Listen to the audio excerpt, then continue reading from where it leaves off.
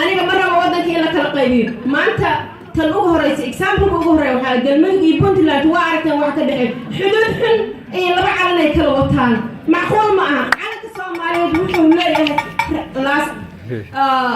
raas Kambori iyo raas Caseer inta u dhaxaysa xuduudeena in la ilaaliyo ninka Soomaaliga meel kasta uu joogo oo ilaaliya aniga diyaar u ahay ummadda Soomaaliyeedna aan kula dardaarmaya low dadka sameeya ee baarlamaanka ah waa in laga noqdaa dowlad goboleed iyo madaxweyne wadan lah anitaas ma rabno haweenka Soomaaliyeed anaa ku hadlaayo magacooda haweenkoo dhan taas waa wada qabna war gabdhaw miila qabtiintaas wadanka mid baa u baahanahay wal hal calankan buluuga wax kale ma rabno maxaa kala soo haray badda ragga Soomaaliyeed ee hunguriga sida xun u galay waxaan leeyahay walaalayaalow iimaanka Ilaahay idin soo celiyo badeena iyo khayraadkeena iyo dekadaheena annaga leh cid shisheeye laga ikreey kara ma jirto fariisinka dhigid kartana ma jirto waxaan leenahay wadan qaniya leenahay maanta qofkii raba ee jiifta dhulka wuu jiifa karaa gogol la'aan Soomaaliya laga arkaa adduunka meel kale ma jirto يا جنة أن كجرنا إلها نسي عملة وناكسن وحن أباهنا هاي وده كين قيرات كيسي إنا كسوس إنا أنا كسوس عارنو وبد كين لجو بربارية إنا يسومالي متها على ماذا كلوا لوضنا وحاله فضلا حلا بيجو سومالي من مها عهاتو وحكلوا ومدة كل الدردار مايا أمدة كشعير سمية برلمان كينا أن كل الدردار مايا قابل والبا دكده كتالة عشور تكسو بحنا وحول بوحي كسب مانجمنت هي u baahan tahay umada Soomaaliyeed waxay u baahan tahay baramid waa taqaanana umalayna basic needs waxay u baahan tahay nabad iyo biyo iyo nolol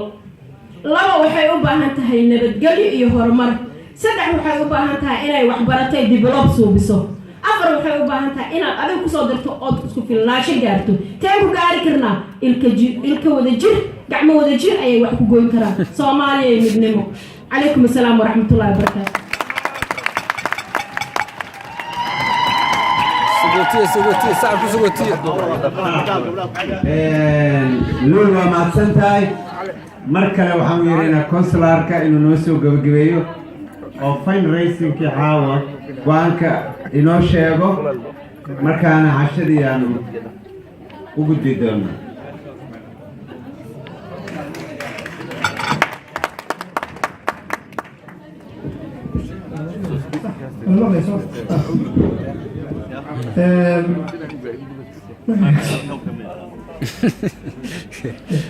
بسم الله الرحمن الرحيم marka hore waxaan doonayaa halkan inaan ka salaamo dhammaan dadka ka soo qayb galay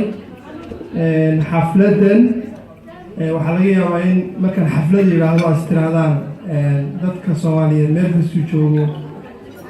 xilliga xafladda kuma jiro marka munaasabadan caawa halkan aan isugu nimi oo aan isugu nimi inaynu ku taageerno dadka Soomaaliyeed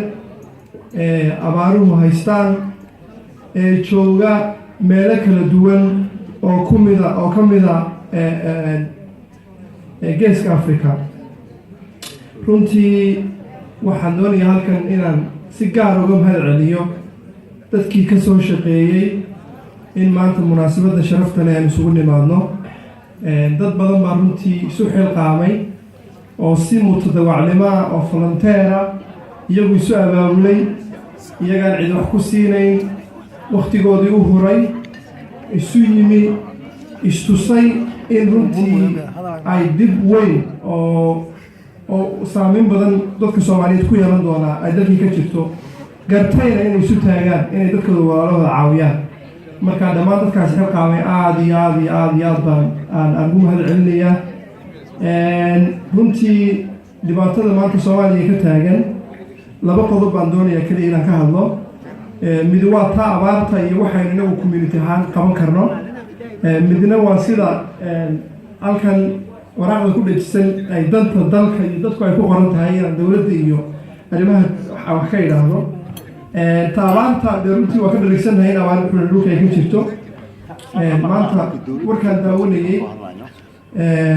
meelo badan baa runtii abaartu ka jirta oo South Sudan iyo Kenya iyo Ethiopia iyo Soomaaliya ugu daran meelaha kale abaartu ka jirto dowladaha ka jira qorshayaal bay dowladahoodu leeyihiin waxaa laga yaabaa sida iyagu saameynta ay ku yeelan karto in ka badan inaga inagu yeelan karto waxaad la socotaan 5 sano ka hor markii Soomaaliya abaarta xun ee faaminka ay ka dhacday dibkii dhacay iyo dadkii dhintay laakiin waxaad kula xasuusataan sidii dadka Soomaaliyeed meel kasta joogo isugu gurmaday oo ama dabal ha joogeen ama dalkii ha joogeen ay u karteen inay walaalahood dadka Soomaaliyeed ee dhiban inay caawiyaan runtii maanta marka TV-da daawato marka lagula soo hadlo waad dareemi kartaa dhibka jira intuu leeyahay anigu runtii shakhsiyan TV-da Soomaalida ma daawado laakiin Facebook haddaad gashid wax kasta oo dhacaya Facebook baa soo gelinaya marka si gaar aniga dhibtu way dhabaysaa laakiin waxyaabaha aadka ii dhaw waxaa ka mid ah marka dumar iyo carruurta markaad aragtid barnaamijka ilaahay ragga marka aad ama ay meelaha ka soo baxaan kama naxo laakiin markaad aragto hooyo iyo ilmaheedii oo ma garanaysaa oo waxba haysan oo aan dowlad adag oo taageerta haysan oo aan beerkooda beerka xigi runtii waad aad baad u jirunta ku shidhaconaysaa anigu Facebook waxaa la soo geliyey hooyo jiifta meelay dhimatay malay oo in dhowrkii ciyaal ay dhashay miduu meel saa u fadhiyo oo iyadina meydkeeda halkaa la saaray maro 6 ciyaalka hayday tagtayna midba uu ka dambeeyo dhinac fadhiiso kala waaweyn isku xiga runtii musiibada jirta halkaas ay leedahay xafladan markii munaasabadan soo qabanayay oo markii hore dowladda lagu taageeri lahaa waxaan la gartay in arrinta abaartu ay ka weyn tahay xilliga hadda lagu jira xilli xafladayn kale uusan hayn laakiin focuska aynu arrinta abaarta saarno marka waad soo ajiibteen wax badan baadna ka geysanaysaan magaaladeenna runtii waxyaabaha ku fiicanta waxaa ka mid a marka arrimahan kala dhacaan waxaynu nahay dad isu yimaada wax istara isjecel istaageera runtii waa magaalo aan runtii anigu aan shakhsiyan kawsar ahaan xaafaddeena aan aada ugu faraxsanahay runtii marka aada iyo aad baad arrintaa gacan uga geysatay runtii nin baa mar dhowtay halkan ka hadlay wuxuu ka hadlayay international community wuxuu meelkay Soomaalidu doonaya in la caawiyo qof wuxuu yidhahdaa dowladda beesha caalamka hana caawiso waa run TV-ga haddaad daawatid dadku iyagu isma yidhaahdaan aan iscaawino qof waliba dabadaawo waayo macnaha dhibka jiraa wuxuu yahay nolosheenii oo dhan ayaa waxay ku salaysan tahay siyaasiyan iyo dhaqaalaha wax kasta beesha caalamka dowladda beesha caalamka taageerta aidka beesha caalamka ayna siisa security-ga waddanka beesha caalamka wax ka bixisa waxa jooga beesha caalamka ku xidhan yihiin marka waxaynu aaminay wax kasta oo innaga aanu qabsan kari lahayn in dad kale inoo qaban karaan runtii waxyaabahaasna waa waxyaabaha dowladuhu dee ay dadkooda ka saaraan aanu ka filana dowladda hadda dhisantay inay runtii wax ka qabato laakiin beesha caalamka waa u baahannahay waa leenahay macaawiya waa u baahannahay taageeradeena waa u baahannahay inta Soomaaliya runtii ay ciidadeeda isu taagayso marka arrinta abaarta insha Allah waa soconaysaa furaysin baa la sameeyey waa ku dhawaaqi doonaa wixii soo ururay marka dee halka kaliya kuma dhawaanayso markaad guryihiina tagtaan wixii kale jiran insha Allah ka qayb qaata waxaan doonayaa oo kale inaan hal wax oo kale oo ka hadlo ah arrinta runtii arrinta dowladda de runtii dadka Soomaaliyeed horta wada farmaajaysan yihiin dadka Soomaaliyeed waa wada farmaajaysan yihiin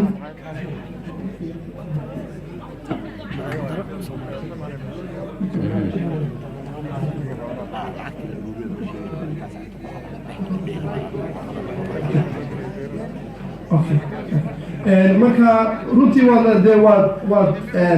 muddana waan fadhiday waana la hadlay marka waan soo gabagabeynayaa arrinta dowladda guddigan horta waan farmaajaysannahay arrinta dowladda arrimaha munaasabaha hadda sida marka lasoo abaabulayo horta shaqada waxaa lahaa guddoomiyaha magaalada guddoomiye maxamuud geesow naga maqan oo laakiin marwadiisa ay fadhido oo ay matalayso marka arrinta dowladda hadda waxay ka idhaahdo dadku wada farmaajaysan yihiin runtii maalintii madaxweynaha la dooranayay qole aan siyaasadda Soomaalida aada uguma dhex jiro laakiin dushaasaan kala socdaa waanu muddo qof walba musharaxa u taageersanaa marka qolyaanu saaxiib bannahay oo sheeko wadaagnahay baa arrimaha dowladda oo aanu ka sheekaysan jirnay markaa qofba qof buu taageera marka dadku waxay ugu taageero badnaayeen madaxweynihii hadda xilka ka degay madaxweyne xasan sheekh maxamuud iyo madaxweynihii hore sheekh shariif iyo madaxweynaha hadda farmaajo marka dadka dhowtu waa iska farmaajaysnaayeen laakiin wadciga lagu jiro iyo sida ku socdaan baa waxaad moodaysay dadku inay islahaayeen labadaa musharaxe xasan iyo sheekh shariif in midkood soo noqonayo marka nina kaftana igu shariifku ma taageeraysa markaasaanay mayan haddii aan isbedel dhaba la helay madaxweynaha hadda jooga balin xitaa sii joogo oo continuity-ga la helo oo afartaas oo afarka wax lagu daro baaba midhaa ka fiican laakiin anigu waa isqarinayo ciddaan taageerayo ma sheegayn laakiin madaxweynaha dee hadda la doortay guddigeena runtii waxaa laynaga rabaa madaxweynaha inaan la shaqeyno runtii dadka qiirada dadka iyo markaan arkay iyo sida dowladda u jecel yihiin sida waxay rabeen qof aan hadda halkan ka sheegayn baa ayaamii doorashada socotay wuxuu igu yidhi waxay ba ahayd xaaskay waxay u tiri dowladdii baarlamaankii soomaaliya ma la doortay waxay tiri marka parliamentary electionski soomaaliya markaan ku mad kala garanaysaa markaasay tiri haa saan ku iyada jirta adigu say tiri farmaajo markaas farmaajo maxaad ku taageertay say tiri waxaa dadkii dadka u fiican buu rabaa marka waxaa jira waxyaabo dadku ilaahay dadka iskala maago ma garanaysaayo oo dee dadku ku dhaca moogtahay runtii de madaxweynaha haddana waxqabad uu muujiyey 6 bilood uu joogay runtii iyo markii xilka uu ka degay iyo shucuurta dadka markaa dowladda meesha ay joogta xamar dee waa la wada soconaa musiibooyinka soomaaliya ku dhacayna keliya abaarta maaha waxaa ka mid a kampala accord oo ra-iisul wasaare markuu ra-iisul wasaaraha ahaa runtii xilka lagaga qaaday marka mar doorashadiisa runtii mar waa ka naxay marna waa ku farxay mar waa ka naxayoo expectationsku intuu leegyahay iyo dadku waxay filanayaan iyo wadciga dalku ku jiro siduu yahay dhibaatada jirta runtii waa laba aada u kala fog marna waa ku farxayo de haddii rabitaankii ummadda runtii baarlamaanku ka dhabeeyey waa ku mahadsan yihiin ra-iisul wasaarena waa la doortay ra-isul wasaarahana waa homalyeeraynaa ra-iisul wasaare dhalinyaraha oo weliba anigu aan khudbadiisa maalin dhaweyto oo uu ka hadlayey haweenka ka hadlayey 8 maarso xusiya maalinta haweenka baan dhageystay marka waxaad moodaa runtii quality-ga dadka hadda talada dalka haya in runtii inaynu ay fiican tahay laakiin aanu ku taageerno inagunba dowladda ka dhabayn karna soomaalida meelkiisa joogto inagu haddaynu la shaqeeya waxba qaban maayaan kuwa horena kama duwanaanayaan cabdillaahi mar dhow talamiira ka hadlayo runtii madaxweynihii hore waxaan ku ammaanaya waxyaabaan ku ammaanaya waxaa ka mid a siyaasadda maanaa dhalinyaro badan uu siyaasadda runtii uu ku soo daray marka taa madaxweynihii hore waa ugu celinaynaa farmaajona dee waa sugaynaa siduu dhalinyarada ula shaqeeyo iyo siduu dhalinyarada ugu ogolaado inay systemka siyaasadda waddanka ay ka qayb qaataan marka mar labaad iyo mar saddexaad iyo mar afaraad runtii waan idiin mahad celinaya si aad usoo ajiibteen manchester waxa weeyaan magaalo qiimalo weyn dadkeeduna qiimo leeyahay runtii marka aad iyo aad baad u mahadsantihiin ku dheerayn maayo waxaan keliya doonaya intaanan dhammayn inaan sheego hadafkeenu maanta meesha kale waxay ahayd inaanu isu nimaadno furnaysin abaaraha ugu sameyno marka waxaan doonaya inaan ku dhawaaqo intii lacag soo xarootay caawa runtii oo aanu ururinay idinkana idinka timi runtii marka hadda walaaqda lady waxaa ku qoran inay soo xarootay 2,650 geni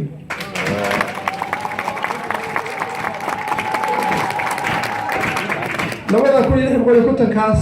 waa xaasil waa inta abaarta lagu talagalay in ka badan baa runtii dee waynu fadhi baynu isugu nimi kolley cunto yaro khafiifana waa cuni doonaa runtii dadku hadday isu yimaado iyadoo dhib jiro waa si fiican tahay in marmar la isu yimaado oo waxyaaba badan oo halkan runtii aanan kaga hadlayn baa iska jira oo suurtag oo inagu dhaliyay runtii inaan halkan nimaadno marka 2,650 caawa isugu nimi waa fiican tahay waa mahadsantihiin halkaasaynu ka sii wadaynaa magaalada howlo kalea ka socda dad kaloo abaaraha waxu wadaana waa jiraan runtiina insha allah waa la iswaafajin doonaa waa isu iman doonaa hawshan waa inoo soconaysaa mar labaad iyo mar saddexaad iyo mar afraad aad iyo aad baad mahadsantihiin asalaamu calaykum waraxmatullahi wabarakatu